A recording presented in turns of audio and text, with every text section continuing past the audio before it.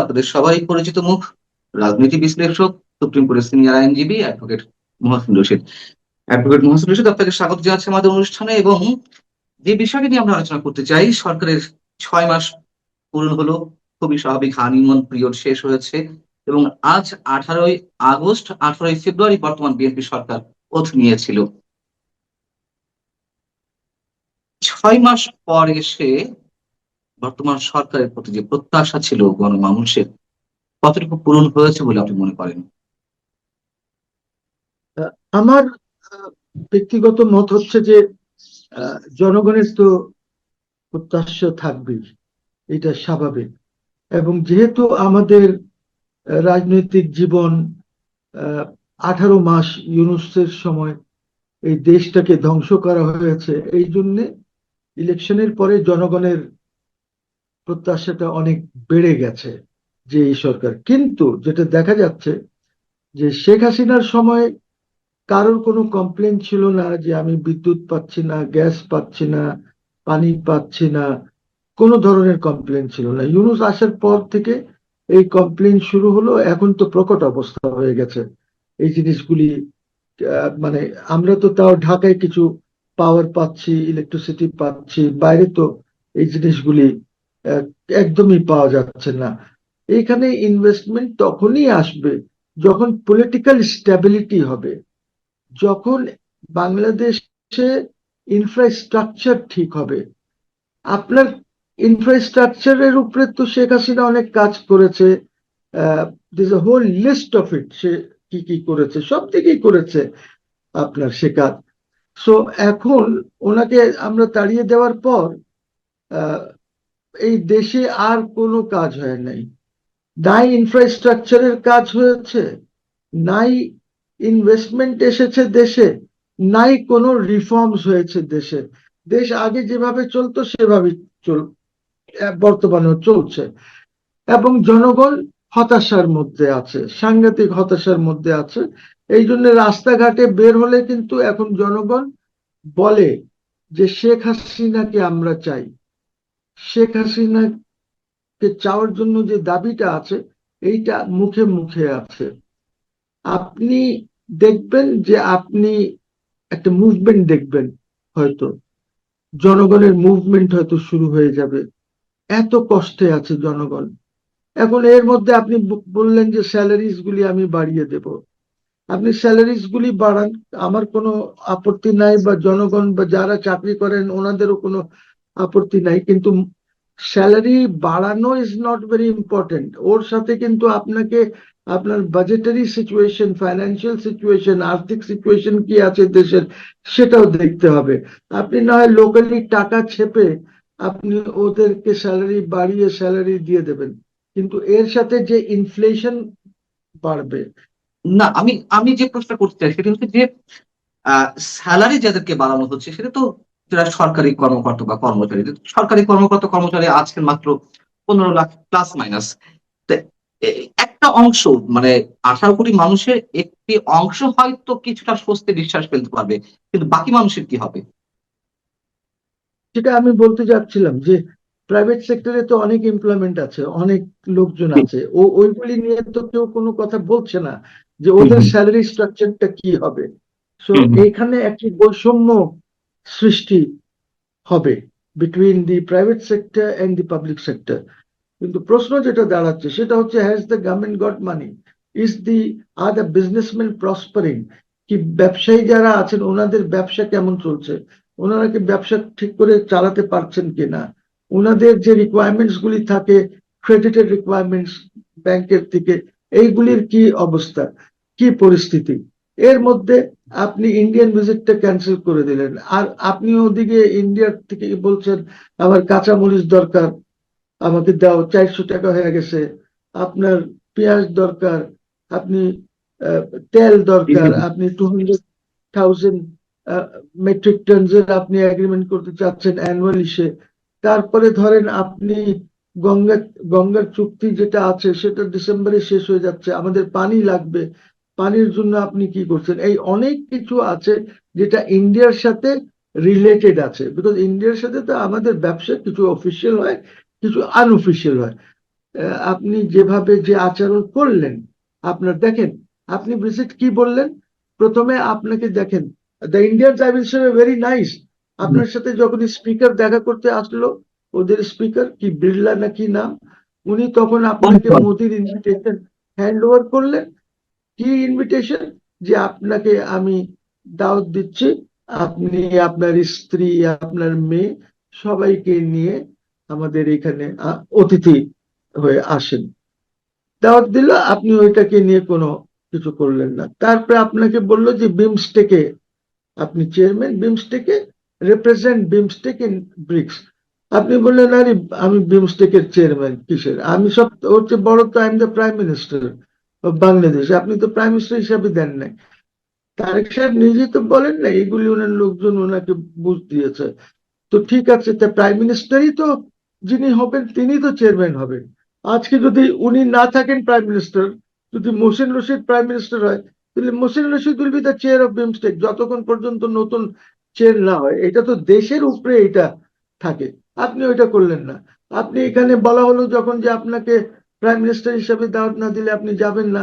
দীনেশ বেচারা দৌড় দিয়ে দিল্লি গেল, মোদি সাহেবকে বলল যে আপনি ওনাকে প্রধানমন্ত্রী হিসেবে বাইল্যাটারাল ভিজিটে একটা দাওয়াত দেন।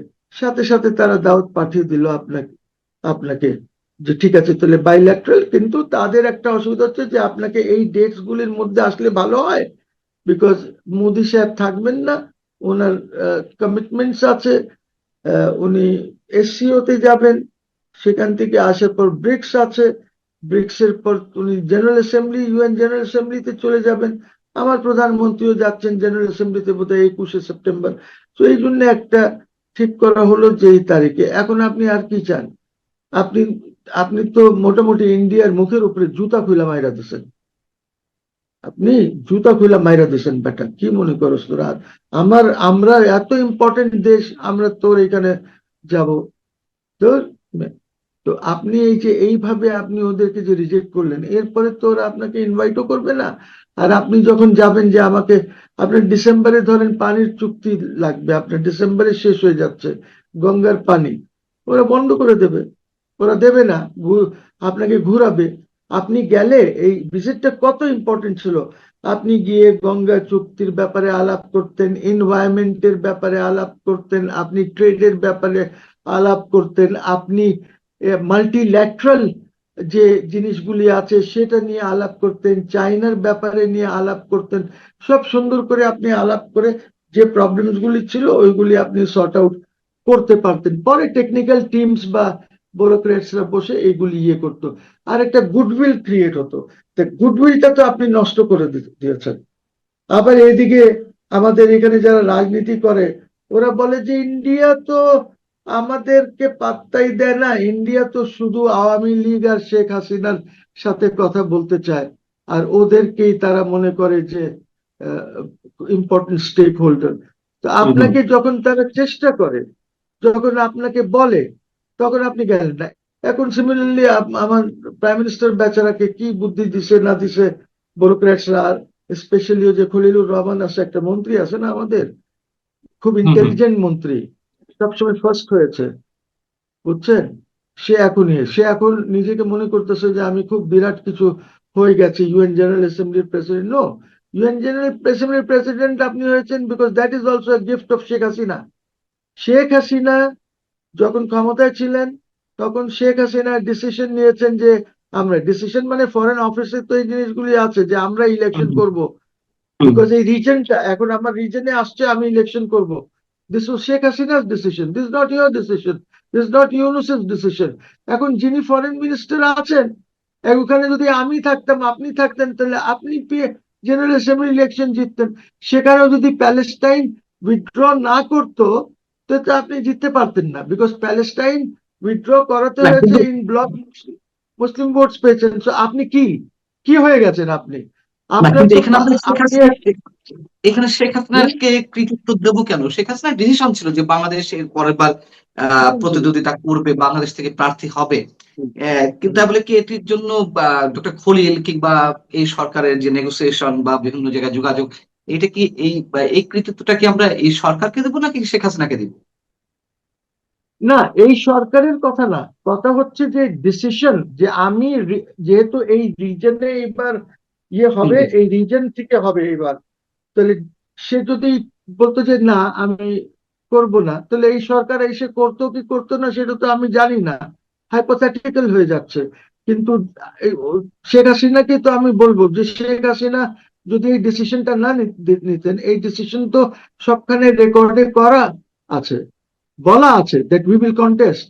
তা এখন ধরেন যদি শেখ হাসিনা চলে যাওয়ার পর প্যালেস্টাইন যদি কন্টেস্ট করতো, তাহলে তো আপনি ইন ব্লক মুসলিম 59 ও 52 কান্ট্রিজ এর ভোট পেতেন না, আপনি ওইটা ডিভাইড হয়ে যাবে, ওইগুলি মোস্টলি চলে যেত, অ্যাটলিস্ট দি আরব লীগের যে ভোটস গুলি ছিল ওইগুলি প্যালেস্টাইনের কাছে চলে যেত, আপনি হেরে যেতেন। আপনার তো ডাইরেক্ট হয়েছে সাইপ্রাসের সাথে, ইন ব্লক মুসলিম ভোটস পেয়ে গেছেন। চারটিখানি কথা না যে আপনি এই 52 বা 53 কান্ট্রিজ এর মোটামুটি সব কান্ট্রিজ এর ইন ব্লক ভোট পেয়েছেন, যার জন্য অ্যাডভোকেট আপনি মোহাসিন হোসেন, আমি জিতেছেন। ভারত ইস্যুতে আসবো, তার আগে আপনি বলছিলেন যে আহ, শেখ হাসিনার সরকারের সময় যা হয়েছিল ইনফ্রাস্ট্রাকচারাল ডেভেলপমেন্ট বা যতটুকু যা উন্নয়ন হয়েছিল শেখ হাসিনা সরকারের সময় হয়েছে, তারপরে ডক্টর ইউনূসও কিছু করতে পারেনি, এই সরকারও কিছু করতে পারেনি। আহ কিন্তু বর্তমান সরকার তো কথায় কথায় বিদ্যুতের কথা বলা হোক, অর্থনীতির কথা বলা হোক, শিল্প কলকারখানার কথা বলা হোক, তারা সবসময় বলছে যে শেখ হাসিনার থেকে যে উত্তরাধিকার সূত্রে যে অর্থনীতি পাওয়া হয়েছে এটি রিকভার করতে সময় লাগবে। অর্থমন্ত্রী বলছেন যে 2 বছর সময় লাগবে, বাণিজ্য মন্ত্রী একই কথা বলছেন, বিদ্যুতের ক্ষেত্রেও একই কথা বলা হচ্ছে যে 2 বছর আগে উন্নত হবে না। কিন্তু আমরা দেখলাম যে CPD, centre for policy dialogue, বা দেবপ্রিয় ভট্টাচার্যের মতন অর্থনীতিবিদরা তারা বললেন যে শেখ হাসিনা অর্থনীতি যেখানে রেখে গিয়েছিলেন, ইউনূস সরকার তার চেয়ে বাজে অবস্থা রেখে গেছে। বর্তমান সরকার কিন্তু ইউনূস সরকারের কিছুই টানছে না রেফারেন্স হিসেবে, নেগেটিভ সাইড থেকে অন্তত। তাহলে আসলে আজকের যে অবস্থান, 6 মাসে সরকার আসলে কতটুকু করতে পারবে? বর্তমান সরকার হয়তো 6 মাসে সবকিছু পরিবর্তন করা সম্ভব না, কিন্তু উদ্যোগটাও বা কতটুকু নেওয়া হয়েছে? আর শেখ হাসিনা সরকারকে কেন মানে কথা কথায় তাদের এক্সাম্পল দেওয়া হচ্ছে, তাদের কারণে এই অবস্থা? দেখেন, এইটা করছে বিকজ এই সরকার is virtually a continuation of the Yunus সরকার। কন্টিনিউয়েশন বলবো আমি, দে মাইট বি ইলেক্টেড, সেটা ঠিক আছে, ওরা জিতেছে ইলেকশন, আমার অভিনন্দন তাদের জন্য। কিন্তু শেখ হাসিনাকে বলে কি লাভ? রাস্তায় গিয়ে একটু কথা বলেন না জনগণের সাথে।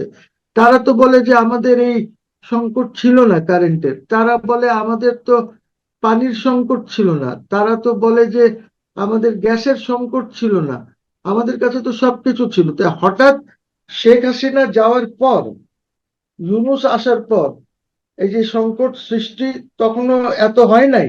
হঠাৎ এই গভর্নমেন্ট আসার পর যে সংকটটা সৃষ্টি হয়েছে গ্যাসের আর তেলের আর ইসের, এটা তো তখন বিদ্যুতের। হয়নি। এখন আপনি বলবেন যে ইরান, আপনি বলবেন ইউক্রেন, কত কথাই বলবো আমরা।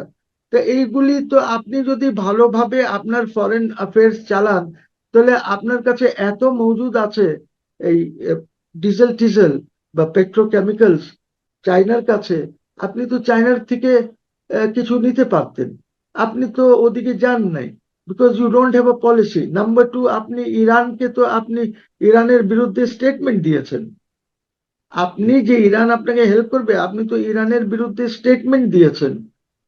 You supported the American cause শুরুর দিকে। তো আপনি যে এগুলি করলেন, তো who was your adviser, who was advising you? আপনি বলে দিলেন that Sheikh Hasina is irrelevant. এখন তো দেখা যাচ্ছে যে Sheikh Hasina is the most relevant person in this country now. এবং এবং খালি এই দেশে না, internationally she has become very relevant. আন্তর্জাতিক ভাবে সে রেলিভেন্ট হয়ে গেছে, যেখানে আপনার পৃথিবীর মিডিয়া, মেইন মিডিয়া যেগুলি, বড় বড় মিডিয়া, সবাই আগ্রহের সাথে অপেক্ষা করেছিল শেখ হাসিনার এই প্রেস কনফারেন্সটার জন্য। বুঝি? তো এইসব কথা বলে লাভ নেই, আর শেখ হাসিনাকে কিছু বলে লাভ নেই, আপনি করতে পারছেন না। আপনার আপনার আহ, মন্ত্রী যিনি ফাইন্যান্স মিনিস্টার বলেছেন এইগুলি সর্ট আউট করতে 2 বছর লাগবে, 2 বছরে পিটা মাইর দিয়া আপনাকে বের করে দেবে। আপনি আছেন কোথায়? এইগুলি তো আর্জেন্টলি কিছু করতে হবে আপনাকে। পাওয়ার সেক্টরে কেন এসব? আপনি কি আদানির এখানে যে প্রবলেম আছে, solve that problem, so that ওইটা আমাদের যেন গ্রিডে আসে। আপনার এখন নিউক্লিয়ারটাও, এটা তো শেখ হাসিনা ঠিকঠাক করে গিয়েছে, যদিও নিউক্লিয়ার পাকিস্তান সময় শুরু হয়েছিল, তারপরে হয় নাই এখানে পলিটিক্যাল ইসের জন্য, এজিটেশনের জন্য। বাট এরপরে তো শেখ হাসিনার গভর্নমেন্টই এইগুলি রাশিয়ার সাথে বসে ঠিকঠাক করেছে। It is now ready. আপনি নেন গ্রিডে, আপনি সবাই আঙ্গুল করবেন আর বলবেন আমাকে, আপনি বলবেন শেখ হাসিনা কারাপশন করেছে, একজনকে দিয়ে সামিটকে দিয়েছে, সামিট যদি কাজ করছিল, what is the problem? Why are you against summit? আপনি সামিটকে এসে বলেন, take help from summit, help নেন। আপনার মানুষ তো আপনার এইসব কথা যে ব্যাংক লুট হয়ে গেছে, অমুক লুট হয়ে গেছে, রিক্সাওয়ালা এগুলি বোঝে না, গ্রামের লোক এগুলি শুনতে রাজি না, যারা চার দোকানে টঙ্গে বসে চা খায় ওরা এগুলি শুনতে রাজি না। তারা তো ডেলি মেহনত করে সন্ধ্যের সময় গিয়ে সুখে শান্তিতে ঘুমাতে চায় চারটি ভাত খেয়ে। তো আপনার এইসব কথা লোক শুনতে রাজি না। People are talking. আর আপনার মন্ত্রী বলে 2 বছর লাগবে। He is an inefficient minister. Khasru is an absolutely inefficient minister. তো আপনি আপনি এই ইনএফিশিয়েন্ট লোককে আমি কি বলবো? সে 6 মাস হয়ে গেছে সে মন্ত্রী আছে, সে স্টক মার্কেট ঠিক করতে পারে নাই, সে রেগুলেশনস গুলি ডিরেগুলেট করে নাই স্টক মার্কেটকে, যে স্টক মার্কেট ঠিক হবে। স্টক মার্কেট ঠিক হলে যে জিনিসটা হবে, যে সাংহাই স্টক এক্সচেঞ্জ, যাদের সাথে আমরা স্টক মার্কেটে আমাদের পার্টনারশিপ আছে, ওরা হয়তো কিছু কাজ করতে পারবে। আমরা হয়তো এক পর্যায়ে ক্রস বর্ডার ট্রেডিং কিভাবে হয়, আমাদের ফরেন এক্সচেঞ্জ কিভাবে আমরা করব, আমাদের এখানে বাড়াতে হবে। ইউনুসের সময় একটা আইপিও আসে নাই, নট এ সিঙ্গেল। তো আপনার মানুষ তো স্টক মার্কেট কে দেখে যে স্টক মার্কেটের কি পজিশন আছে। আপনি এখন পর্যন্ত রেগুলেশনস গুলি ঠিক করতে পারেন নাই, যেগুলি ব্যবসায়ীদের দরকার। আপনার ইনকাম ট্যাক্স ঠিক করতে হবে, আপনাকে ভ্যাটটা ঠিক করতে হবে। আপনি কি পেরেছেন? আপনি উদ্যোগ নিয়েছেন? উদ্যোগ নেন নাই। আপনি যদি খালি প্রোটোকল নিয়ে ঘুরতে থাকেন আর এদিক ওদিক বক্তৃতা দিতে থাকেন, তাহলে তো দেশ এগোবে না, দেশ উইল নট প্রসপার।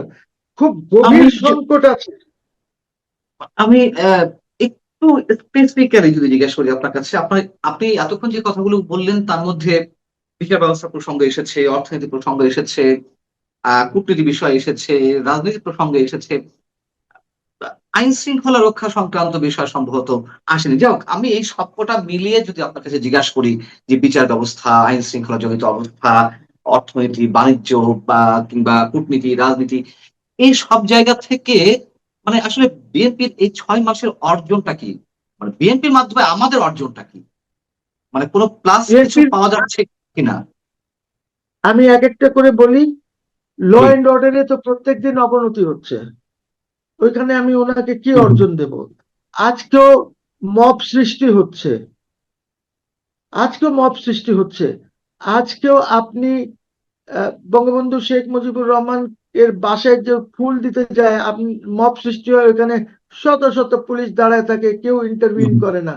কি বঙ্গবন্ধুর নামটা কি ব্যান হয়ে গেছে? বা বঙ্গবন্ধুর প্রপার্টিটা কি আপনার প্রপার্টি হয়ে গেছে, সরকারি প্রপার্টি হয়ে গেছে? ওটা তো একটা ট্রাস্টের প্রপার্টি। ওইখানে যদি কেউ ফুল দিতে চায়, জি। আপনি কেন বাধা দেবেন? আপনি জয় বাংলা বলার জন্য আপনি কেন কাউকে জয় বাংলা না? আপনার বাবাও তো জয় বাংলা স্লোগান দিয়েছেন যখন উনি সেক্টর কমান্ডার ছিলেন, because Joy Bangla was our war slogan. Joy Bangla বললে হুম। মানুষের মধ্যে একটা ভয় আসতো, যারা আপনার বিরুদ্ধে ছিল বা যারা আমাদের দুশ্মন ছিল। সো আপনি এখন জয় বাংলা বললে আপনি অ্যারেস্ট করে নিয়ে যাচ্ছেন, পুলিশ কোনো কথাই বলে না। সো এইটা গেল ল এন্ড অর্ডার। এখন আপনি আসেন ইনফ্রা ব্যবসায়ীদের, ব্যবসায়ীদের অনেক কমপ্লেন্টস আছে। আপনি ব্যবসায়ীদের সাথে বসে আপনি কি ওই কমপ্লেন্টস গুলি কি আপনি রিজলভ করতে পেরেছেন? আপনি ওদের অনেক আছে, শোনেন না একটু ওদের কথা, বসেন না। আপনি বসেন, আপনার অর্থমন্ত্রী কি, আপনি অর্ডার দেবেন অর্থমন্ত্রীকে। আপনার ইনফ্রাস্ট্রাকচারে কি প্রবলেম আছে? খালি এই কথা বললে হবে যে হাসিনা লুট করে নিয়ে গেছে, হাসিনার সময় অনেক কারাপশন হয়েছে, হাসিনা যে এক্সপ্রেসওয়ে বা পদ্মা ব্রিজ বা যে কোনো কাজই করেছে, এরকম 4টা করতে পারতাম, 10টা করতে পারতাম। করে দেখান, একটা করে দেখান, একটা করেন না, চেষ্টা করেন প্লিজ।